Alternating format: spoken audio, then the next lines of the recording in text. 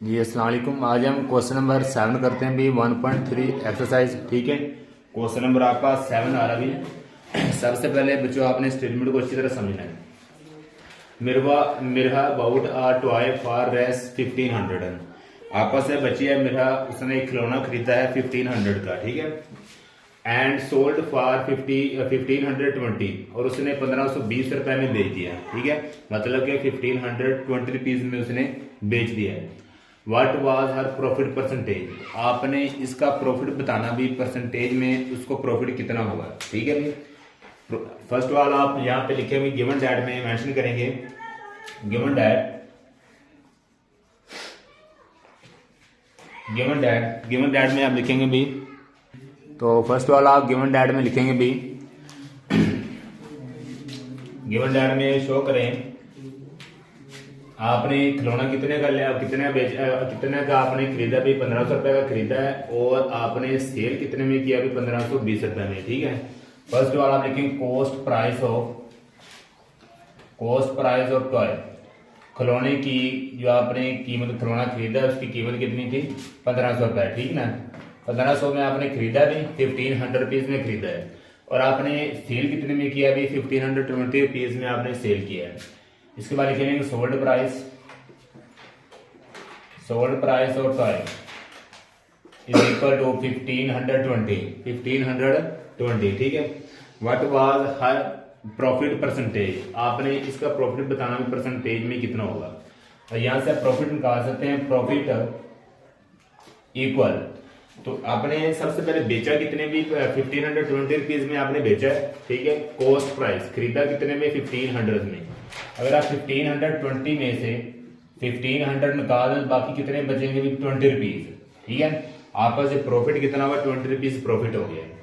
अब आपने प्रॉफिट में परसेंटेज बताना भी, 20 का परसेंटेज कितना बनेगा प्रॉफिट के लिहाज से। ठीक है, 20 का परसेंटेज कितना बनेगा प्रॉफिट के लिहाज से। तो यहाँ पे आपने फार्मूला याद रखना है, भी प्रॉफिट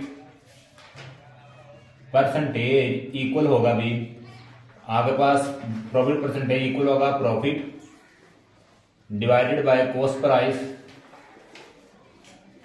मल्टीप्लाई 100%।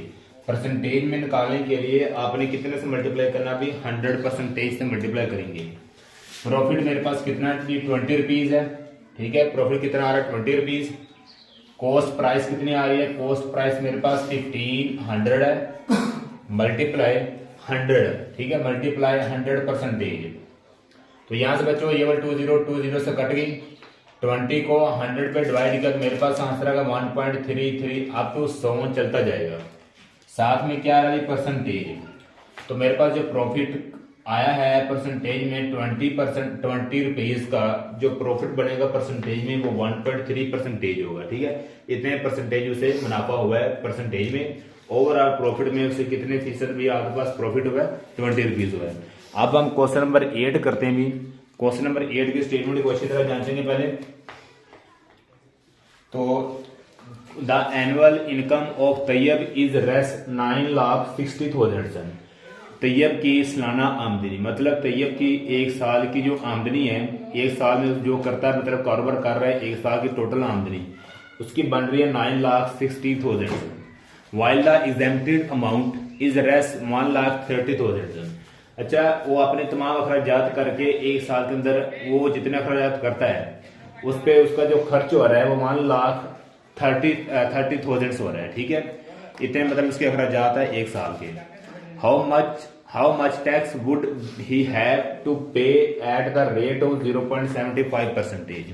ठीक है, तो यहाँ पे आपने बताना कि अगर सालाना आमदनी पर 0.75% का टैक्स लगाया जाए, ठीक है, तो उसका टोटल टैक्स कितना होगा, इसकी जो एक साल की आमदनी है इस पे कितना टैक्स लागू होगा। ठीक है, और उसने आपको शरह बताएगी, है शरह मेरे पास कितनी आ रही, 0.75%। तो सबसे पहले आप गिवन डैट में लिखेंगे भी, गिवन डैट। ठीक है, गिवन डैट में आपस एनुअल इनकम ऑफ तैयब की एनुअल इनकम कितनी आ रही है, एनुअल इनकम ऑफ तैयब कितनी आ रही है एनुअल इनकम होती है आपकी 9,60,000, ठीक है 9,60,000। इसके बाद एग्जेम्प्टेड अमाउंट कितनी आ रही है, exempted amount is equal to मेरे पास आ रही है 1,30,000 सर, ठीक है 1,30,000 सर। रिमेनिंग अमाउंट बाकी उसके पास और अमाउंट कितनी बचेगी, रिमेनिंग अमाउंट आप पास आ जाएगी 9,60,000 माइनस, ठीक है 9,60,000 माइनस 1,30,000। अच्छा 9,60,000 में आप 1,30,000 माइनस करेंगे, मेरे पास बचा कभी 8,30,000, ठीक है। बाकी मेरे पास रकम है वो इतनी बचेगी 8,30,000, वो मेरे पास रिमेनिंग में अमाउंट इतनी रह जाएगी, उसके अखराजात टोटल वैल्यू टोटल इनकम से निकाल के, ठीक है। अब आपने यहाँ पे बताना कि इसकी रेट दी गई है, शरह दी गई 0.75% एनुअल इसकी शरह है, ठीक है। तो रेट ऑफ, यहाँ पे आप लिखेंगे rate of income tax, rate of income tax equal कितना आ रहा है 0.75%, ठीक है 0.75%। अब आपने इसकी अमाउंट के ऊपर टैक्स बताना कितना बनेगा, एक साल का जो इसके पास अमाउंट है उसका टैक्स कितना बनेगा, ठीक है। यहाँ पे आप लिखेंगे tax able amount, tax able amount, tax able amount उस पर कितनी होगी। अच्छा रिमेनिंग अमाउंट कितनी बची हुई 8,30,000 मल्टीप्लाई 0.75% कर देंगे, 0.75%, ठीक है 0.75% करेंगे। यहाँ पे आ रहा है 8,30,000 को एज लिखे मल्टीप्लाई 0.75 है बच्चों, ठीक है 0.75।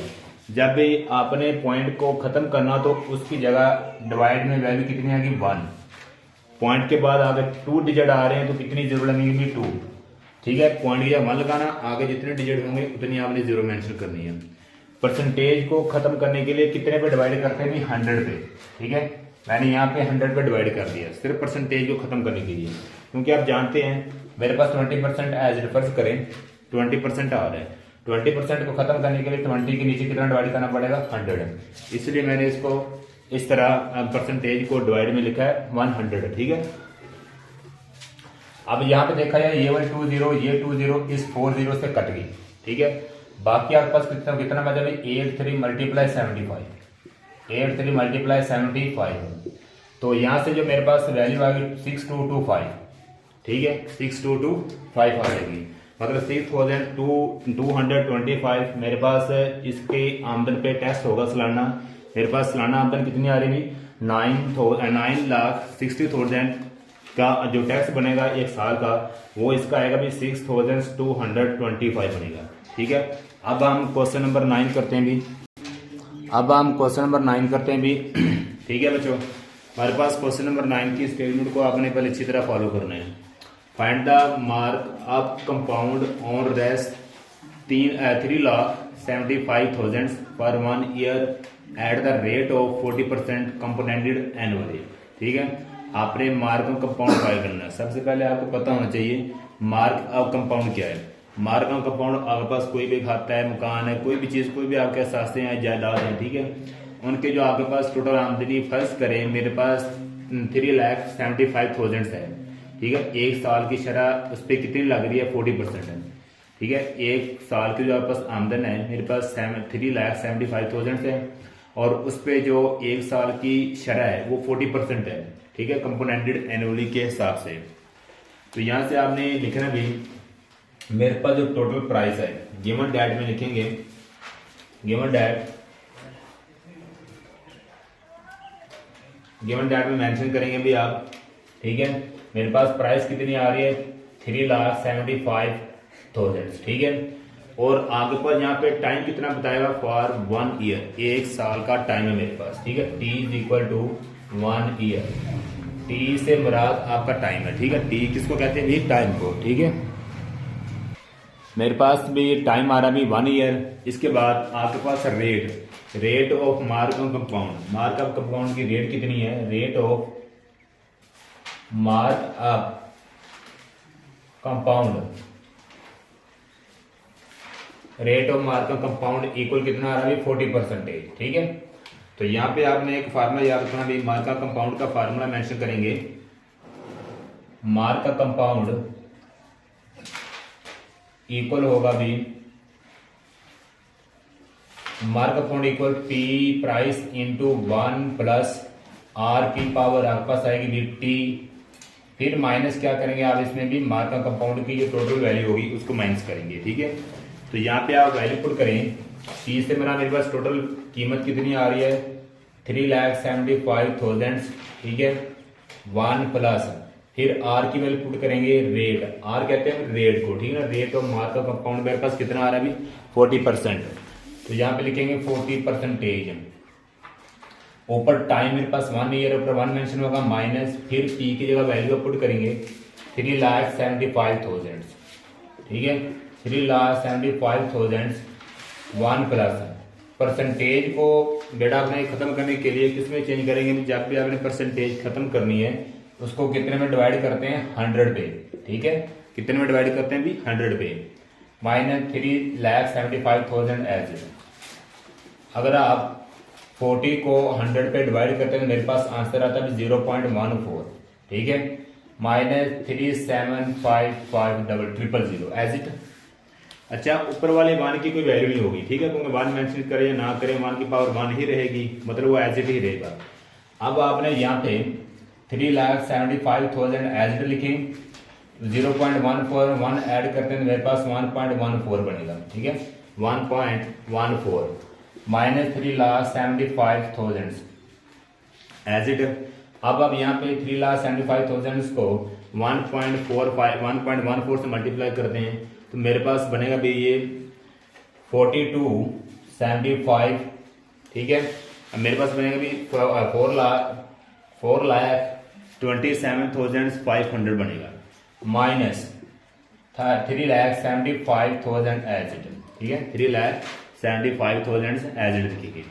अब आप यहाँ पे इन दोनों को माइनस करें, मेरे पास बन जाएगा 52,500। 52,500 आपके पास मार्कअप कंपाउंड होगा, जो कि इसकी एक साल की आमदन पे टैक्स 40% लगाएंगे तो वो टोटल कितना बनेगा, इसकी वैल्यू इसकी रकम के ऊपर 52,500 बनेगा। ठीक है, मार्कअप कंपाउंड के लिहाज से इसका मतलब 40% की शरह से इसका टोटल इसकी एनुअली आमदनी पर कितना टैक्स लगेगा भी 52,500 रुपीज।